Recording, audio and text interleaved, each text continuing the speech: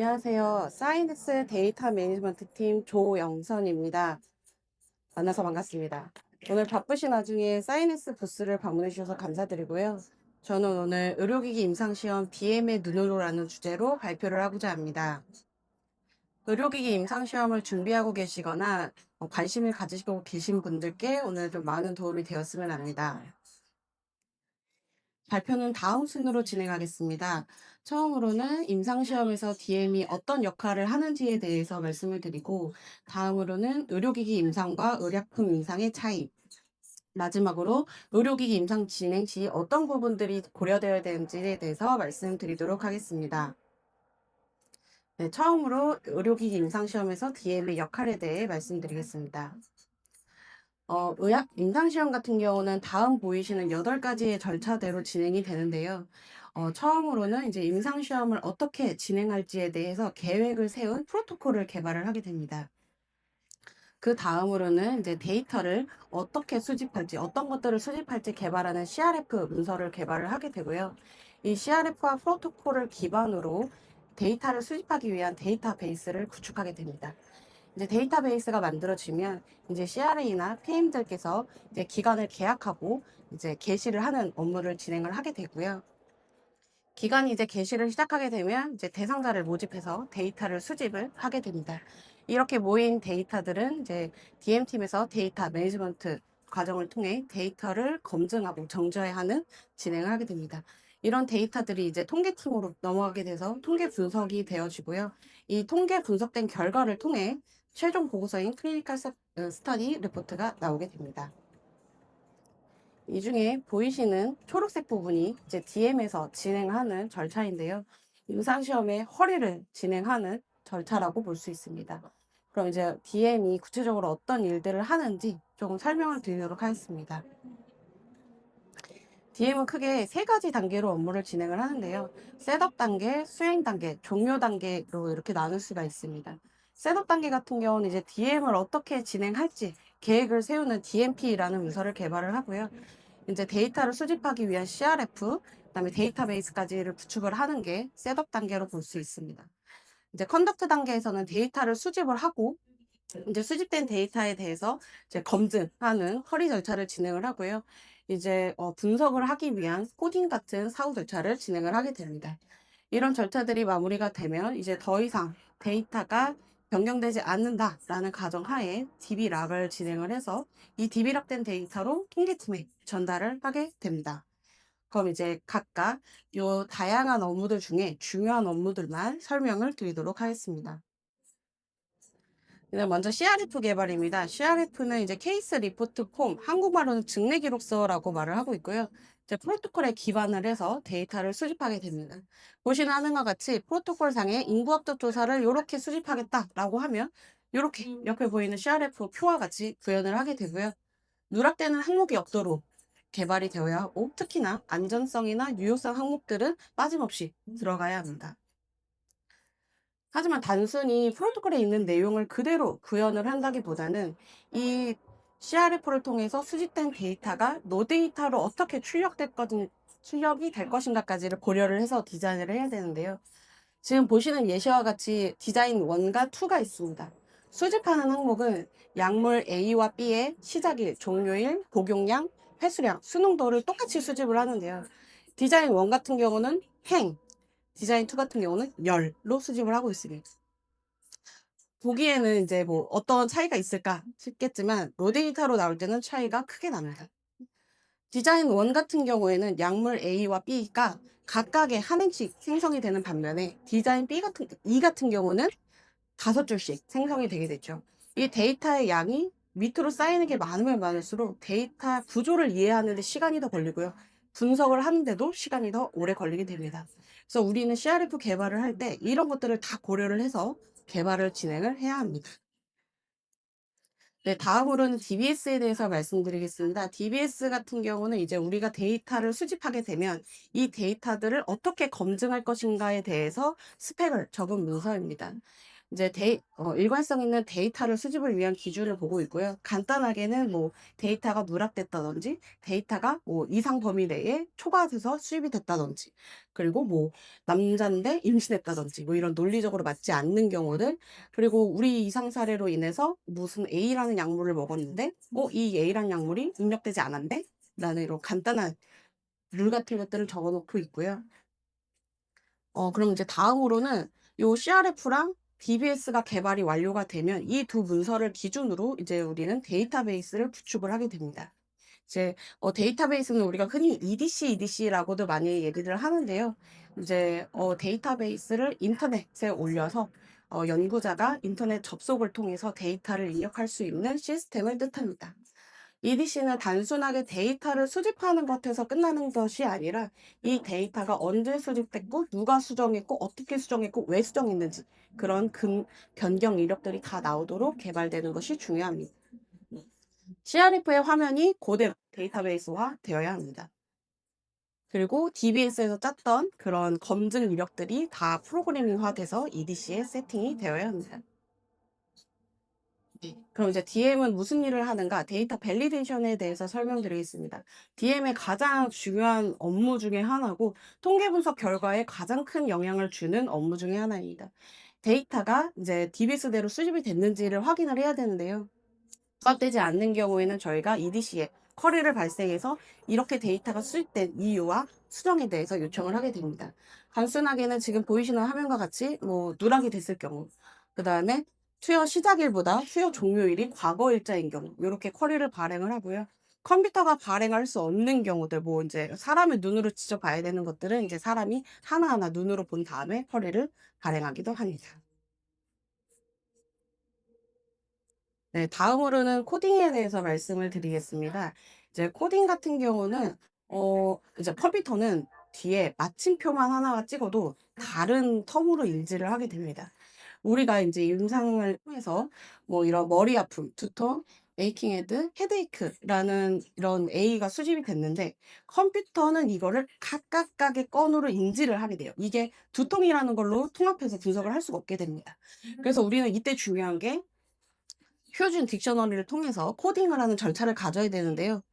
요런 것들을 우리가 헤데이크라는 그 공식 텀으로 코딩을 하게 되면 이제 나중에 컴퓨터가 우리 임상에서는 두통이 4건 발생했구나 라고 알 수 있게 분석을 도와주는 역할입니다. 네, 다음으로는 프로토콜 데비에이션에 대해서 설명드리겠습니다.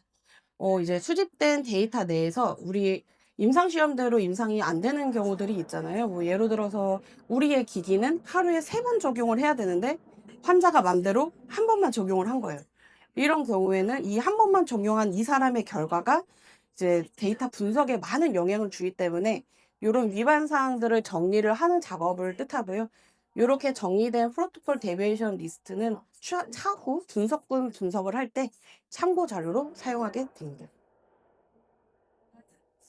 네, 다음으로는 이제 의료기기 임상과 의약품 임상 차이에 대해서 설명을 드리겠습니다. 저는 사이넥스에서 의약품 과제와 의료기기 과제를 모두 진행을 하고 있는데요. 다 같이 진행하고 있다 보니까 이제 두 임상의 차이가 조금 드러나는 것들을 확인을 할 수 있었습니다. 그래서 이제 어떤 차이점들이 있었고, 특히나 의료기기에서는 어떤 부분이 더 집중적으로 고려되어야 되는지에 대해서 설명드리겠습니다. 네. 보시는 화면과 같이 의약품 같은 경우는 거의 대부분이 치료 위주지요. 근데 이제 의료기기 같은 경우에는 치료뿐만 아니라 진단, 치료, 보조 등 다양한 목적으로 임상시험이 수행이 되고요. 대상자 수 자체도 의약품에 비해서는 더 적은 편입니다. 제가 진행했던 의료기기 과제 중에 제일 적었던 과제가 6명이었었어요. 6명이면 그 단순히 뭐 임상을 빨리 쉽게 끝낼 수 있다라고 생각하실 게 아니라 한 명 한 명의 결과가 그 전체 결과에 미치는 영향이 커지게 됩니다. 그래서 우리가 의료기기 과제의 경우에는 이제 각각의 데이터 관리가 조금 더 잘 진행이 되어야 합니다. 다음으로는 제품 결함입니다. 의약품 같은 경우는 내가 이 약을 먹고 무슨 이슈가 났다고 해도 명확하게 이 약에 결함이 있어서라고 판단을 하고 이거를 명확히 밝히기가 조금 어렵습니다. 반면에 의료기기 같은 경우는 만약에 기기가 뭐 적용을 했는데 에러가 떴다든가 뭐 팁이 부러졌다든가 이런 결함들이 조금 바로 다이렉트로 눈에 보이는 편이기 때문에 이런 부분들에 초점을 둬서 이런 데이터들을 어떻게 관리할 것인가에 대한 어 계획을 세우는 것이 중요합니다. 다음으로는 시술자 영향이 큰데요. 의약품 같은 경우는 이제 의사분들께서 처방을 내리시면 환자가 이제 이걸 얼마나 수용해서 먹는가가 이제 그 결과에 영향을 미치는 반면에 의료기기 같은 경우는 의사가 이 기기를 써서 수술을 진행한다라고 했을 때 이 의사의 그 술기의 정도에 따라서 결과가 많이 차이가 발생하게 됩니다. 그 다음으로는 이제 더블 블라인드 측면인데요. 의약품 같은 경우는 이제 A라는 약과 B라는 약을 완벽하게 블라인드를 해서 투약이 가능은 하지만 의료기기 같은 경우는 시행기기를 아무리 잘 만든다고 하더라도 켜보면 아신대요. '아 이건 가짜구나. 이거는 대조군이구나.' 라는 거를 알기 때문에 명확하게 더블 블라인드가 조금 어려운 점 차이가 있고요. 그다음에 결측값 같은 경우는 이제 앞서 얘기했던 제품의 결함과 조금 연관이 있는데요. 기기가 이제 적용을 했음에도 불구하고 뭐 오류라 뭔가의 이슈 때문에 값이 안 나오는 경우가 있습니다. 그래서 뭐 제가 받았던 데이터들 중에서는 "의료기기를 적용했습니까?"는 예인데 결과값은 없음이에요. 그래서 "입력을 안 하셨네요."라고 쿼리를 내면 "아 뭐 이러이러한 사유로 제품 결함에 의해서 값이 뜨지 않았습니다."라는 경우가 좀 왕왕 있었습니다. 그래서 이럴 때는 이런 결측값들을 어떻게 관리를 할 것인지 사전에 좀 논의가 필요합니다. 그리고 이제 가장 큰 특이사항으로는 의료기기 같은 경우는 설문평가가 많고 독립적 평가가 많고 그리고 그다음에 우리가 착용한 그런 의료기기에서 출력되는 값을 로데이터로 쓰는 경우들이 많이 있습니다. 그럼 이제 다음으로는 요 의료기기 임상에서는 어떤 부분들이 주요로 고려되어야 되는지에 대해서 설명드리겠습니다. 네. 주요 고려사항 세 가지는 다음 보시는 세 가지인데요. 독립적 평가, 검사지, 설문지, 그다음에 익스터널 데이터 요렇게 세 가지로 나눌 수 있습니다. 앞서 말씀드린 대로 의료기기 같은 경우는 시술자의 술기가 영향을 많이 받는다고 말씀드렸잖아요.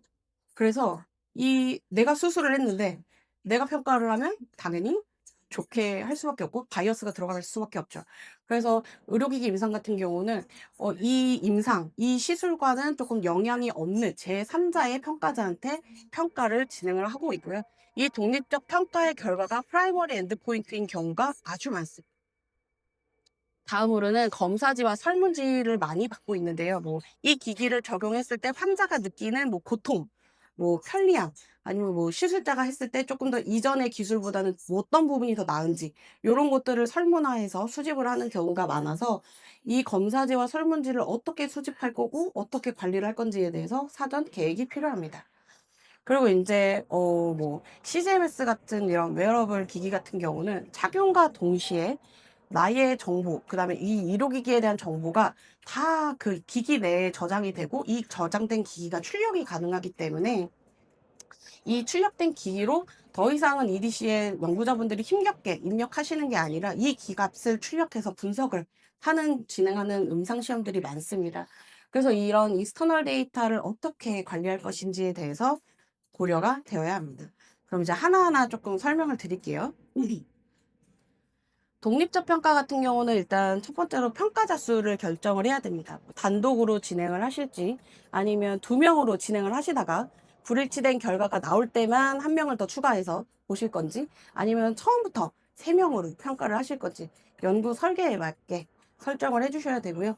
눈가림을 설정을 해야 되는데 대상자 정보, 그다음에 평가하는 시점, 배정군 같은 것들이 이제 독립적 평가한테 눈가림을 되어야 되는데 예를 들어서 필러 같은 경우는 내가 오늘 맞은 그 시점과 이틀 뒤, 3일 뒤, 뭐 10일 뒤에 나오는 그런 효과들이 시간이 지날수록 조금 더 좋아지는 이런 의료기기 같은 경우에는 어느 시점에 촬영된 그 사진인지에 대한 그 시점조차도 블라인드가 되어야 됩니다. 그래서 요런 것들을 어느 시점까지를 오픈을 할 거고 블라인드를 할 건지가 사전에 결정이 되어야 됩니다.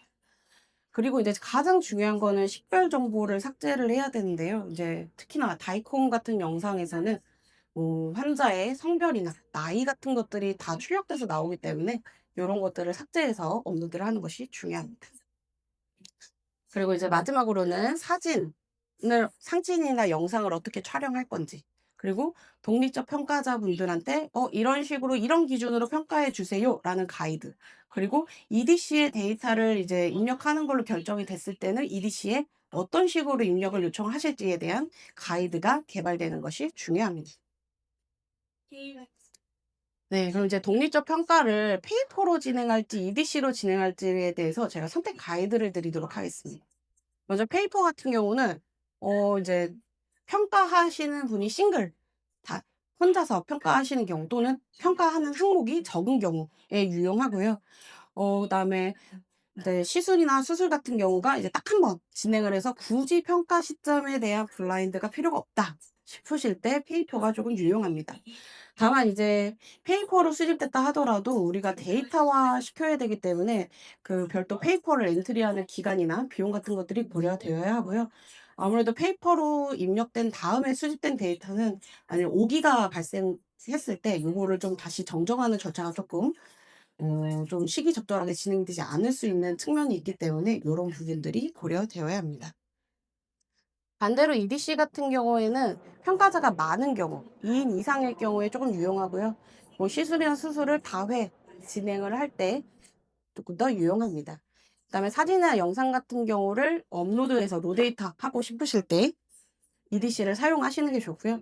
다만 EDC를 사용하실 때는 이제 세팅 비용이나 서버 비용 같은 것들이 사전에 고려가 되어야 되고, 간혹 다른 기관에서는 이 사진이나 영상을 EDC에 업로드를 하는 거를 그 반출 승인을 요청하시는 기관들이 있어서 우리가 진행하려는 기관에서 이런 것들을 요구를 하는지에 대해서 사전에 확인을 해주셔야 됩니다. 그다음에 이제 하나의 EDC 내에서 독립된 평가자와 연구자가 같이 입력을 하기 때문에 서로가 서로의 결과를 볼 수 없도록 철저하게 블라인드 해주시는 것들이 중요하고요. 다음으로는 이제 검사지, 설문지 관리 체크리스트에 대해서 설명드리겠습니다. 먼저 설문지 같은 경우는 이제 라이센스를 보유하고 있는지에 대해서 사전에 확인을 하셔야 되고요. 라이센스를 구매해야 된다라고 하면은 좀 빠르게 구매를 진행해 주셔야 됩니다. 그 다음에 이제 영문은 외국에서 개발된 영문 설문지 같은 경우는 공식적으로 번역된 국문본이 있는데요. 요런 공식 번역본을 사용할 수 있도록 이제 확인을 해 주셔야 되고, 검사지나 설문지 같은 경우는 이제 우리가 이 임상에서 진행하겠다라고 하면은 프로토콜에 명시를 해 주셔야 됩니다. 그리고 요런 설문지나 검사지를 페이퍼로 할 건지 아니면 EDC로 구축할 건지를 또 결정을 하셔야 되고요. 이제 제일 중요한 거는 어쨌든 이 검사지와 설문지를 진행하시는 분들의 응답률을 관리를 해야 되는데요. 뭐 예를 들어서 대상자한테 요청을 하시는 경우에는 마지막에 뭐 기프티콘을 제공을 해서 뭐 응답률을 높인다든지, 아니면 뭐 이제 주기적으로 연구자 아니 대상자분들이 기관에 방문을 하면 잘 입력했는지를 그때그때 체크를 해서 누락이나 오기가 없도록 확인을 하시는 절차가 중요합니다. 그리고 가장 중요한 거는 이제 언제 평가할 건지, 그리고 진짜 그날에 평가한 건지, 이런 평가 시점들을 수집하는 것이 중요합니다. 실제 사례에 대해서 조금 설명드리겠습니다. 2023년 우리나라 최초로 DTX 의료기기가 승인이 됐는데요. 어, A사의 솜즈라는 불면증 완화 치료 의료기기입니다. 사이넥스에서 임상을 진행을 했었고요. 이때 당시에는 이제 대상자한테 설문지를 2개를 진행을 했었고, 설문자가 이제 전자 수면 일기를 10회 이상을 진행을 했어야 했습니다. 그래서 저희는 이거를 e프로라는 시스템을 이용해서 EDC에 직접 입력될 수 있도록 구축을 했고요. 이제 대상자가 기관을 방문을 하시면 이제 대상자의 휴대폰에 이제 요거를 설문을 할 수 있는 앱을 설치를 하고, 요 QR코드를 전달을 드려서 요 QR코드를 통해 로그인을 하시게 되면은 옆에 보시는 설문 목록과 같이 이제 진행하실 수 있는 이런 툴들이 열리게 됩니다. 이제 저희는 최대한 대상자의 그 자료가 잘 입력될 수 있도록, 만일 뭐 입력되지 않은 상태에서 저장을 눌렀을 때 저장되지 않도록 설정을 한다던가, 아니면 뭐 시간을 수집을 해야 되는데 대체로 임상에서는 24시간제를 많이 사용을 하세요. 근데 이제 어 대상자분들이 입력을 하실 때는 뭐 오후 3시인데 15시 00으로 입력을 해야 되는데 그냥 3시로 입력하시는 경우들이 많아요. 그래서 오전, 오후라는 별도 탭을 두고 시간에 오기가 없도록 요렇게 진행을 했고요. 기관에서는 이제 대상자분들이 방문에 오실 때마다 정말 잘 입력을 하셨는지를 연구자분들이 더블 체크하는 작업을 걸쳐서 저희가 임상시험을 제때 올바르게 진행을 할 수 있었고, 대상자가 이렇게 잘 참여하고 대상자의 데이터로 이런 그 결과가 나오는 과제 같은 경우에는 이런 것들을 얼마나 잘 관리하는지가 중요한가라는 좋은 경험이 되었었고요. 요런 경험들을 통해서 저희가 이런 DTS 1호 첫 허가 승인을 받게 된 계기가 되지 않았나 싶습니다. 네, 다음으로는 익스터널 데이터 관리에 대해서 말씀드리겠습니다. 제 의료기기 같은 경우는 이제 더 이상 연구자분들이 힘겹게 EDC에 쓰는 상황들이 아닌 이제 기기에 저장이 되고 그 저장된 기기를 출력해서 분석까지 하는 단계로 진행이 되고 있습니다. 그럼 우리는 이제 이런 익스터널 데이터를 어떻게 관리할 것인가에 대해서 조금 고민을 해야 되는데요. 처음으로는 수집 방법을 결정을 해야 됩니다. 익스터널 데이터를 이제 뭐 엑셀로 받아서 받으실 건지, 아니면 이거를 EDC에 업로드 하실 건지, 아니면 내용이 적다면 뭐 연구자분들이 확인을 해서 EDC에 입력하는 방식으로 하실 건지를 좀 결정을 해야 되고요. 전달 계획도 미리 사전에 수립을 해야 됩니다. 언제 어디서 누가 어떻게 이 데이터를 주실 건지 사전에 계획이 돼야 되고요. 마지막으로는 이제 단순히 익스터널 데이터를 받아서 이거를 그냥 분석해야지 해서 끝나는 게 아니라 EDC에 있는 데이터의 일부 항목과 맞지 않는 부분들이 있는지를 좀 확인을 해야 됩니다. 예를 들어서 EDC에는 우리가 의료기기를 10일 사용을 한 걸로 확인이 됐어요. 근데 익스터널 데이터로 받은 기기는 7일치밖에 없는 거예요. 그럼 이거는 의료기기에 문제가 있다던가 아니면 EDC에 입력이 잘못됐다던가 둘 중에 하나인 경우 되니까 요런 불일치들이 없도록 해소를 하는 것들이 중요합니다. 네. 이상으로 이제 제가 말씀드리고자 하는 바는 다 말씀을 드렸는데, 임상시험에서 DM 같은 경우는 그렇게 눈에 띄는 업무 영역은 아닙니다. 하지만 데이터의 그 결과값과 그 신뢰에 대한 많은 영향을 미치는 팀이기 때문에 오늘 제 발표를 통해서 데이터 매니지먼트가 무엇인지에 대해서 조금 아시는 계기가 되었으면 좋겠습니다. 네. 경청해 주셔서 감사합니다.